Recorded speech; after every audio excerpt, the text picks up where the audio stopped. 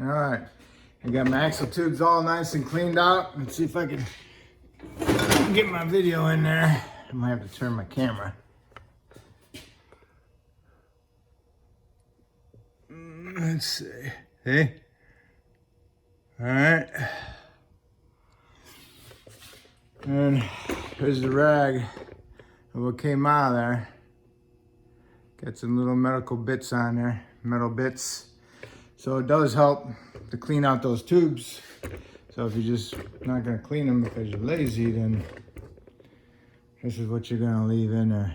You don't wanna do that. All right, so now you wanna clean out the pumpkin area too and get that all nice and clean and dried up.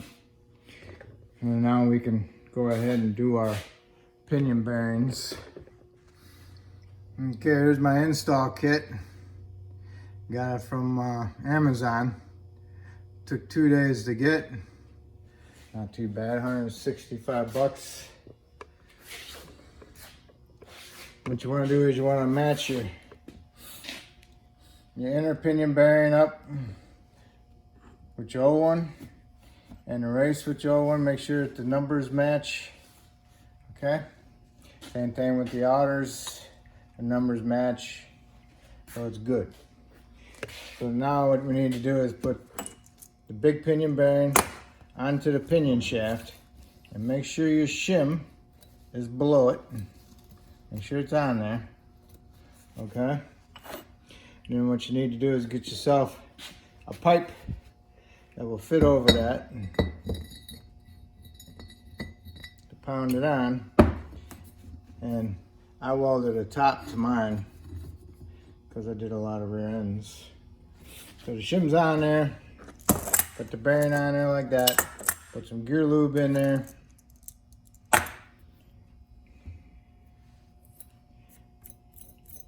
Problem is I used this in the dirt, so I'm gonna get some dirt out of it.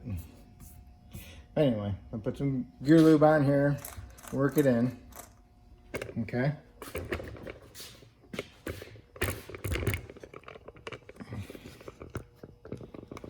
Hold on.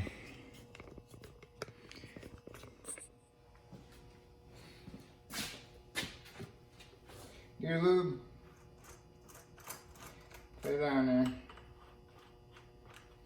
Work it into the rollers. Put it on the shaft. Find your old one that's got the knurls on it.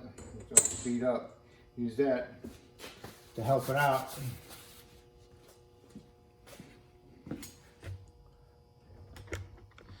Usually I'll do it on the floor, and I'm going to do it on the bench on the vise.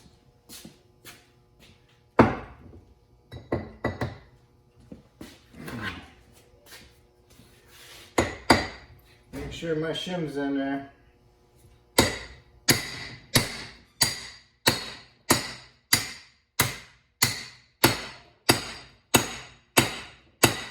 Okay, bottomed out. Got a lot of dirt on there. Dust off my dirt. You're not supposed to see that. Okay, sometimes that sticks to it. Just go like that, remove it, and bump my dirt.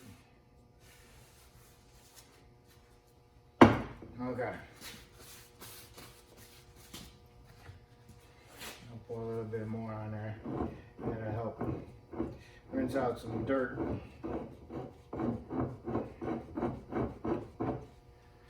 Okay, that is done.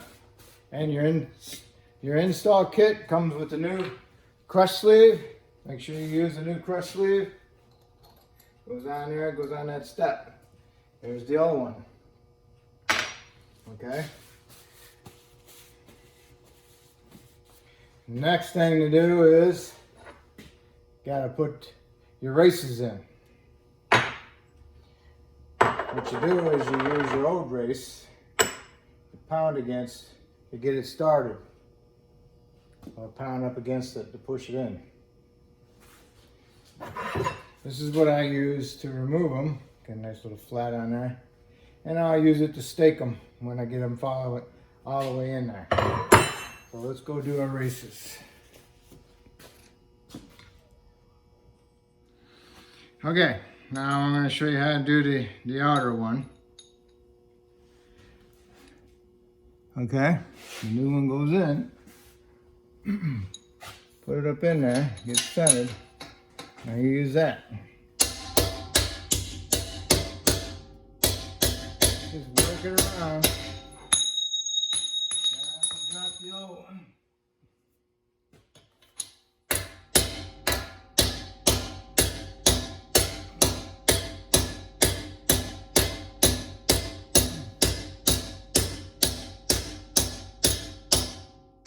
Now it's getting kind of flush, so and then you gotta hit the inside of it.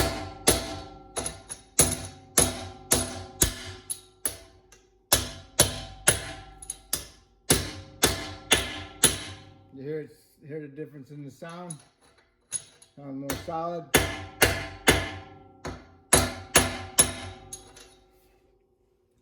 your finger up there to see if you can feel a gap between it.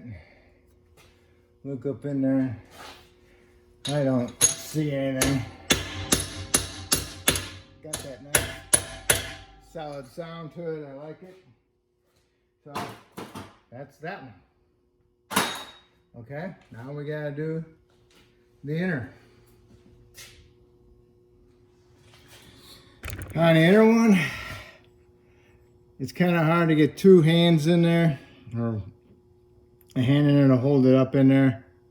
So what I'll do is I'll get it up in there, and I'll take my hammer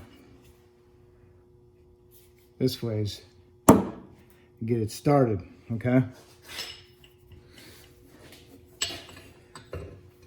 Sometimes it's not straight, but I just need to get it started. Get started, see it's up in there, and then you feel it around, and go around and feel it, how much is sticking out somewhere and how much is not, okay? The part that's sticking out farther is the part you need to hit more, okay? Make sure it's pretty even. I need to go up on top. So just tilt your hammer that way. So now it's getting better. And this is what I got now. I got a 1-inch bar that I can use sometimes to help me out. I'll work my way around.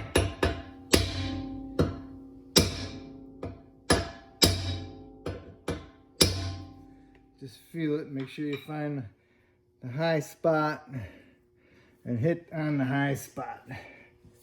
Okay? Even it out.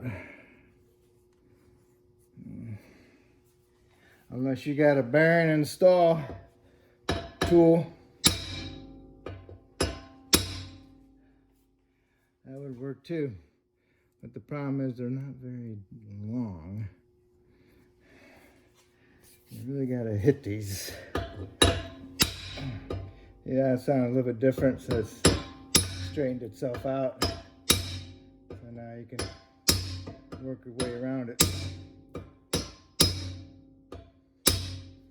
Just make sure you keep feeling it, make sure it's not too cockeyed.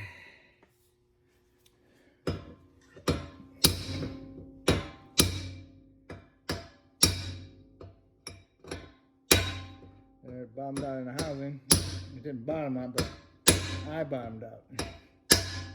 Okay? But it still has to go in like 1/16 of an inch. Okay? Because what you do is you try to get your edge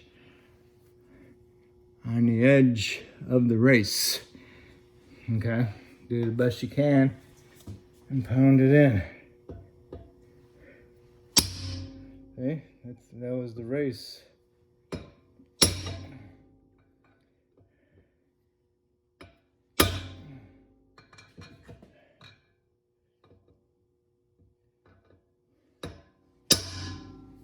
Okay. Real close. It might be there, but I like to hear it. I like to hear the sound of it. Be more solid. I'm gonna make my other punch more flatter.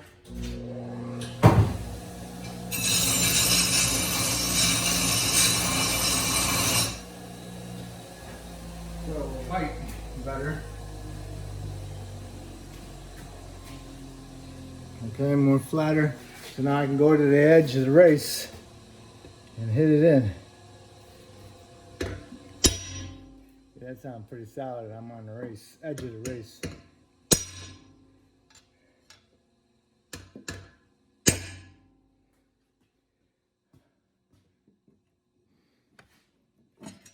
Gotta get over there. Gotta get on the edge of it. Okay. That's it. It's in there. Just hear the difference in the sound. It's in there. You just wipe it out in case you got your little chips from your punch in there. You don't want them floating around. Okay. So that's that. Now you got your inner and outer races in. All right.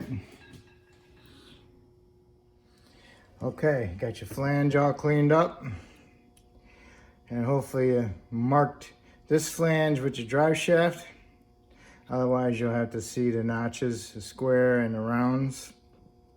See the square and the round markings on it. Pack your seal with some grease around that O-ring in the backside in there and on the seal itself. I pushed it on here to make sure it was fitting correctly. So the next we want to do is put some gear lube in our bearing. Make sure you spin it around in there. And don't forget your splash washer. It goes together like that. Okay, so get your hammer that you like to pound seals in with, which would be my ball peen this size. And then we're gonna pound that in. All right, remember, bearing, splash washer, seal. And make sure this area is all cleaned up also with the seal rags. Put them in there and then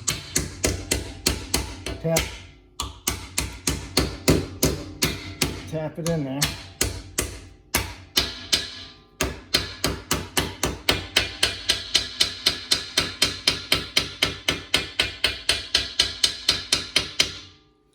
Okay, make sure your bearing moves around a little bit.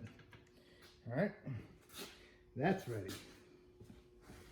Now, we're ready for our pinion shaft and our flange and our nut. All right, so what you're gonna do is you're gonna stick your pinion shaft through the back side of the housing to the front. Make sure your cross sleeve is on there. And make sure you got your flange ready and your nut and your hammer. Because sometimes you might have to tap the flange onto the shaft. Okay? Alright. Alrighty. You push it up through there as best you can. There it is. That's as far as it goes. Alright, now take your flange, put it up in there. See if you can get it onto the couple. Onto it. Get it past the seal. You can use your new nut or you can use your old nut depending upon what you got to tighten it. Sometimes I don't like using the new nuts because they're too tight. But we're going to use the new nut. So what we're going to do is tighten this up. So we crush the crush sleeve and then we get a preload on it because the new bearings, okay? New bearings, 30 inch-pounds, all right? Old ones are about 18, all right? So we're gonna tighten that up and I'll show you in a second. Okay, I'm gonna use an impact If you don't have an impact, then you're going to have to put your bolts in there in a pry bar and hold it up against the body and then tighten it up. Good luck with that. Anyway, so then you got to check torque. You got to have an inch-pound torque wrench with a dial on it. You might be able to use one of those ones with a little needle with the bar, but this is inch pounds, okay? So get your inch pound torque wrench ready. Get your socket and put it up there. All right, got to hold on to the flange. Get it down there. Okay, get started a little bit. Get a good grip. Okay. Got a little bit of play in it, forward and backward. Okay. What we want to do is remove that, and then we want to have a resistance to turn it of 30 inch-pounds. The purpose of the crush sleeve is to keep a preload on your bearings. If there wasn't no crush sleeve in there, you'll just crush the bearings, and you don't want to do that.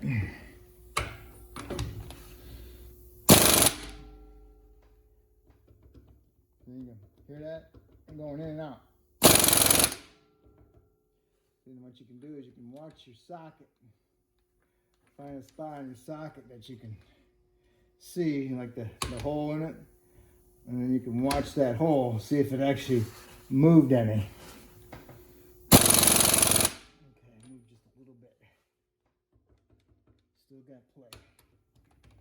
You can watch my hole.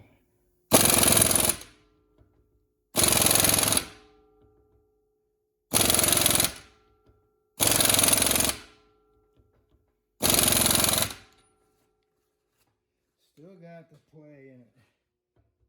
A little bit less. It takes a lot.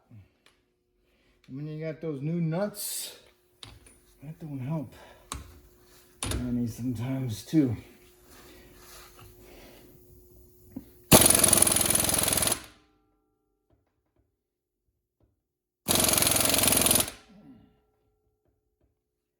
Takes a while. Gotta hold on to it too.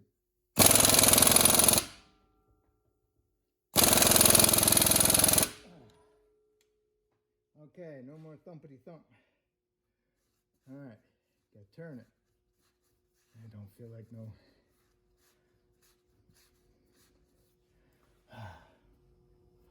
That feels pretty weak. So now it's critical. You don't want to bear down on it too much, but you want to. All right, you heard it. Went. All right, let's see. Inch pound on there. I don't think it's even close. Just put it on there and you move it. And what takes the effort to turn it, that's what you're looking for. And it's at about 15 right now. So I still gotta tighten it up some more. It wasn't enough. You always watch that hole in your socket when you tighten it. You don't want to over tighten it. All right. Oh yeah, I think I got it now. Let's see.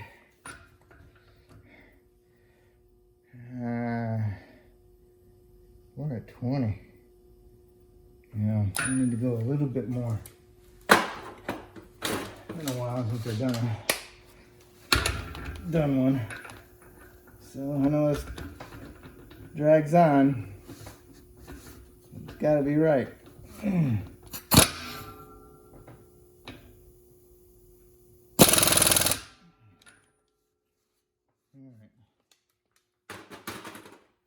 I think that's it. I'll show you what I'm talking about. Yeah, right on 30 on the money. Okay. Let's see. Let me move this camera over here so you can see it. All right. Okay. Oh. Excuse me hitting everything. Oh, let's see. I know the numbers are very blurry. It's an old gauge, but still like you to see it. All right. It's right about 32. Okay. See, it's released. There's 0. Okay, and a little bit high, but that's fine. All right, get the idea. It's at 35 inch-pounds. That's a little high, but I like 30, 32. But it's because it's got the new nut. It kind of throws me off a little bit. It's been a while, so. All right, as long as it ain't no 40 or 50. Only 35 is the maximum, but I like 32, 30 for a new one. Okay, so that's that.